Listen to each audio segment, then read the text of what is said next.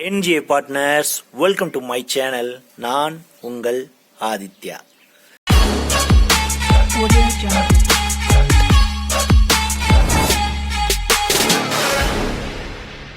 இன்னைக்கு நம்ம என்ன பார்க்குறோம்னா சீமான் அவர்களுடைய ஜாதகம் தான். சீமான் அவர்களுடைய ஜாதகத்தை பற்றி போடுங்க அப்படின்னு சொல்லி ஒருத்தர் வந்து கமெண்ட் பண்ணியிருந்தாரு. சீமான் அண்ணனுடைய ஜாதகத்தை வந்து பார்த்தீங்கன்னா நாம் தமிழர் கட்சியுடைய தலைவர். அவருடைய ஜாதகம் தனுஷ் லக்னம். லக்ன புள்ளி வந்து பார்த்தீங்கன்னா பூராட நட்சத்திரம் புதனின் கர்மா வாங்கியிருக்கு. அவர் ஒரு டைரக்டராக இருந்தாருன்னு உங்களுக்கு தெரியும். புதன் கர்மானாலே கதை எழுதுவாங்க, கவிதை பாடுவாங்க, கணக்கு வழக்கில் பெஸ்ட்டாக இருப்பாங்க, ஜோதிட புக்ஸ் எழுதுவாங்க, காமெடி புக்ஸ் எழுதுவாங்க, இதெல்லாம் உங்களுக்கு தெரியும். அவர் ஒரு டைரக்டராக இருந்தார். லக்னாதிபதி குரு வந்து பார்த்தீங்கன்னா பூச நட்சத்திரம் ராகுடைய கர்மாவை வாங்கியிருக்கு. அவர் ஒரு வேற்று மதத்தை ஃபாலோ பண்ணவர். வேற்று மதத்துக்கு போய் தன் பேரை மாற்றிக்கிட்டாரு அப்படிங்கிற விஷயம் உங்களுக்கு தெரியும். அடுத்த இன்னொரு விஷயம் வந்து பார்த்தீங்கன்னா அவரு சிம்ம ராசி பூர நட்சத்திரம். பூர நட்சத்திரம் செவ்வாயுடைய கர்மா. அதனால தான் வீர வரலாறுகளையும் தலைவர் பிரபாகரனுடைய ஈழத்தமிழர் பிரபாகரனுடைய வீர வரலாறுகளையும் வந்து மேடையில் ரொம்ப வீரமாக ஆக்ரோஷமாக பேசி அவர் வந்து அந்த கட்சியை வந்து ஒரு கட்டுக்கோப்பாக வளர்த்துட்டு வர்றார். இப்போ அவருக்கு நடந்துக்கிட்டு இருக்கிற பிரச்சனைக்கு அவர் ஏதாவது வந்து ஒரு இக்கட்டான சூழ்நிலையில் போய் சிக்குவாரா அப்படிங்கிற மாதிரியான அந்த கமெண்ட் கேள்வி. கண்டிப்பாக போக மாட்டார். இப்போதைக்கு வந்து அவருடைய ஜாதகப்படி ப்ரெடிக்ஷன் என்னன்னா இது தற்காலிக பிரச்சனை தான், இது அப்படியே அமுந்துரும்.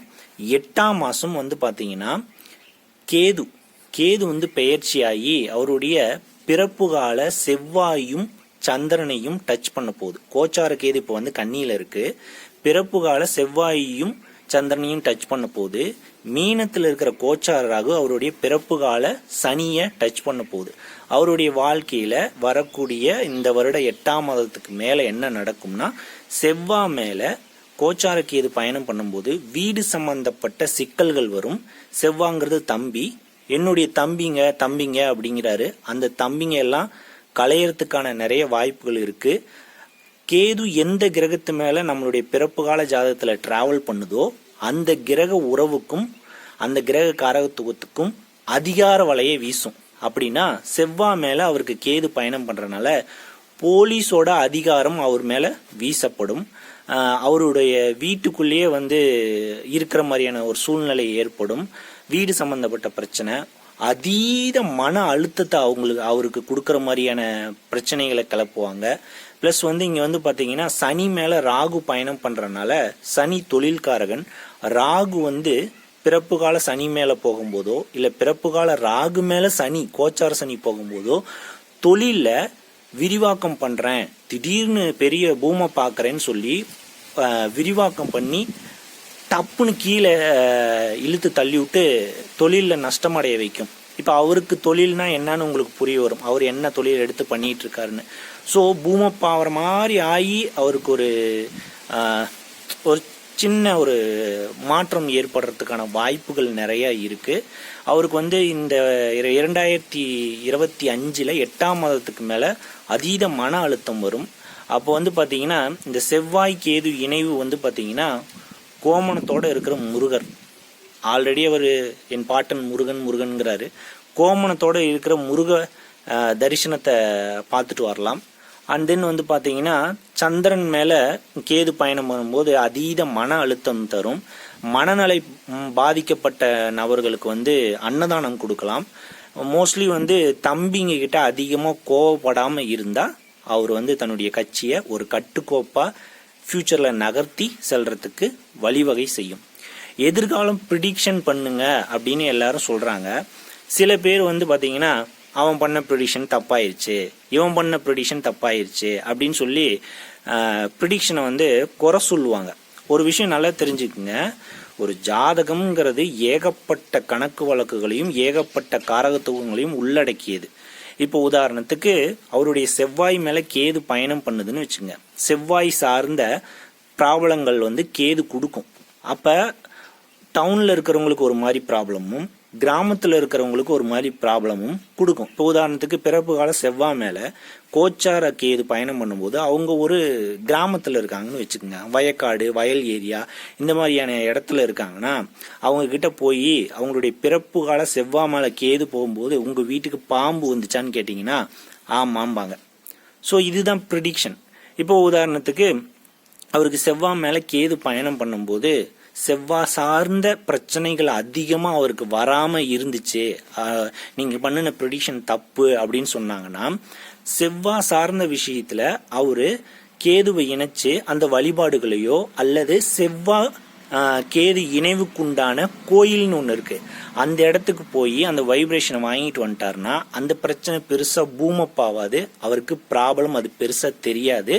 அப்போ ஒரு ஜோதிடன் வந்து செவ்வாய் மேலே கேது போயிடுச்சு, உங்களுக்கு வந்து போலீஸால பிரச்சனை வந்துச்சா, அண்ணன் தம்பிங்கிட்ட வீடு வாசல் வண்டி வாகனத்தால பிரிவு ஏற்பட்டுச்சா, பங்காளிகளுக்குள்ள பிரச்சனை வந்துச்சா, நீங்க தம்பின்னு சொல்ற கேரக்டர்லாம் அவங்கள விட்டு பிரிஞ்சு போறதுக்கு ரெடியா இருந்தாங்களா அப்படின்னு கேட்கும்போது நடந்துச்சுன்னு சொன்னாங்கன்னா அவங்க அதுக்கான சரியான வழிபாடுகளை கர்மா செயல் பண்ணல அப்படிங்கிறது தான் இயற்கையாகவே அந்த கிரகம் அதுக்கான தண்டனைகளை கொடுக்கும். சப்போஸ் அவங்க அதை புரிஞ்சுக்கிட்டு செவ்வாய் மேலே கேது போகும்போது தம்பிங்க மேலே அதிகார வலை வீசக்கூடாது, வீடு சம்மந்தப்பட்ட விஷயத்தில் கவனமாக இருக்கணும், போலீஸ் சம்மந்தப்பட்ட விஷயத்தில் கவனமாக இருக்கணும் அப்படின்னு அந்த செவ்வாய் கேதுக்கு காம்பினேஷனான முருகர் கோமணத்தோடு இருக்கிற வழிபாடை பண்ணும்போது அந்த கிரக காரத்துவம் அவருக்கு தொற்றுச்சு.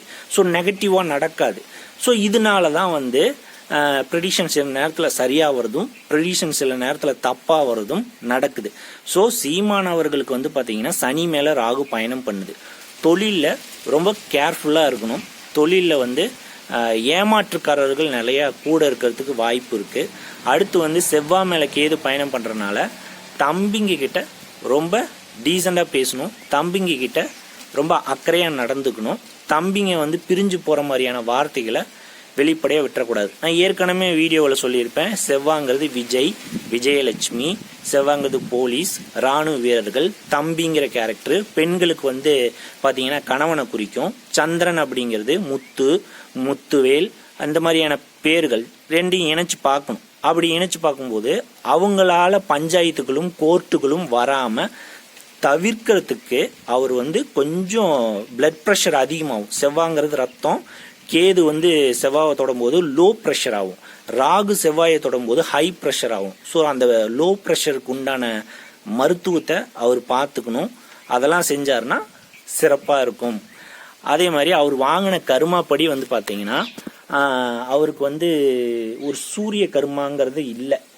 ஸோ அரசியலில் ஒரு பெரிய ஒரு இடத்த பிடிப்பாரா அப்படின்னா வரக்கூடிய 5ஆம் மாதம் குரு பயிற்சிக்கு அப்புறம் அடுத்து வரக்கூடிய எலெக்ஷனில் அவருடைய பிறப்பு கால சூரியனை கோச்சார குரு பார்க்கறனால அவருடைய கட்சிக்கு வந்து பார்த்தீங்கன்னா ஒரு சின்ன ஒரு அங்கீகாரம், இது வரைக்கும் கஷ்டப்பட்டதுக்கு அந்த கோச்சார குரு அந்த சூரியனை பார்க்கறனால ஒரு தலைமை பதவி கிடைக்கிறதுக்கான வாய்ப்புகள் இருக்கே தவிர ஒரு அவர் நினைக்கிற மாதிரி பெரிய பூமப்பாயி வந்து அமருவாரா அப்படின்னா அந்த கர்மா அவருக்கு இல்லை.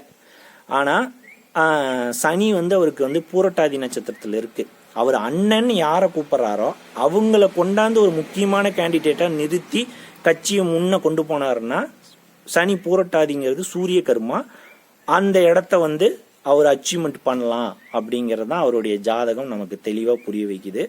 அண்ட் தென் நெக்ஸ்ட்டு ஒரு ஜாதகத்தை பற்றி நம்ம அலசுவோம். நம்ம சேனலை பொறுத்த வரைக்கும் வெறும் ஜாதகம் மட்டும் போட போகிறது கிடையாது, நிறைய கோயில்களும் நிறைய விஷயங்களும் நம்ம பேசுவோம். கொஞ்சம் இதுக்கான யூடியூபுக்கான செட்டிங்ஸ்லாம் பண்ணிகிட்ருக்கேன். இன்னும் நீட்டாக நிறைய விஷயங்கள் நான் சொல்லித்தர காத்திருக்கேன். அது வரைக்கும் உங்களிடமிருந்து விடைபெறுவது உங்கள் ஆதித்யா. நெக்ஸ்ட் வீடியோவில் பார்ப்போம்.